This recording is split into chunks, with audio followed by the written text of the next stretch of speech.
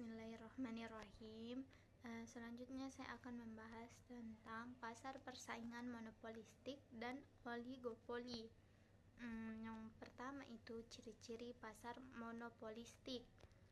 Yang pertama, banyak penjual. Terdapat banyak perusahaan yang menjual produk yang serupa tetapi tidak identik. Yang kedua, produk yang berbeda. Setiap perusahaan menawarkan produk dengan variasi yang membedakan dari produk pesaing.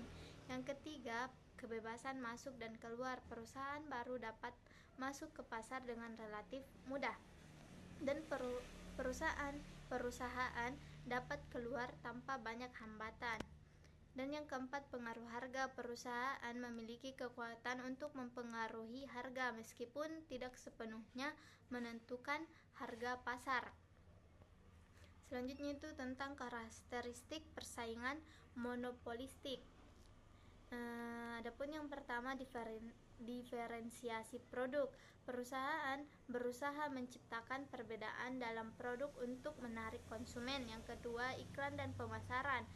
Banyak digunakan untuk mempromosikan keunikan produk. Dan yang ketiga, konsumen memiliki preferensi. Konsumen memiliki preferensi terhadap merek tertentu.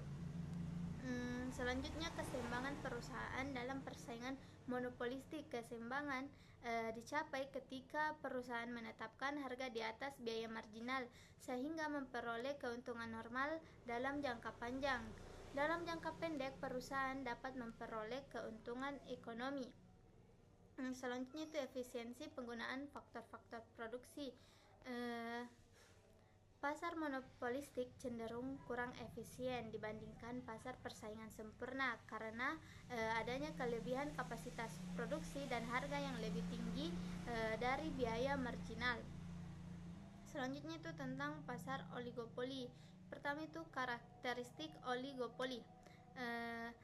Yang pertama, sedikit penjual. Terdapat beberapa perusahaan besar yang mendominasi pasar. Yang kedua, interdependensi. Keputusan satu perusahaan mempengaruhi keputusan perusahaan lain. Yang ketiga, diferensiasi produk. Produk bisa serupa atau berbeda tergantung pada industri. Dan yang keempat, hambatan masuk tinggi. Sulit bagi perusahaan baru untuk memasuki pasar karena biaya tinggi atau regulasi. Model oligopoli. Yang pertama itu model Kinden Demand Curve, menunjukkan bahwa permintaan menjadi lebih elastis jika harga naik dan kurang elastis jika harga turun.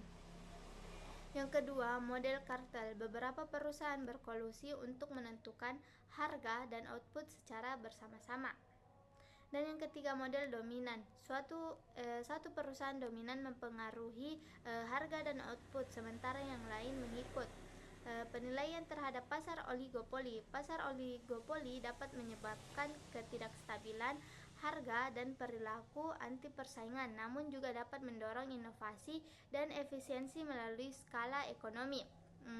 Perspektif Islam terhadap pasar oligopoli. Dalam perspektif Islam, praktik oligopoli yang melibatkan kolusi atau penetapan harga yang merugikan konsumen dianggap tidak etis.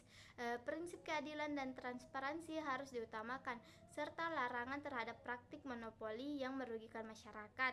Kegiatan ekonomi harus dilakukan dengan cara yang tidak merugikan pihak lain dan sesuai dengan prinsip syariah.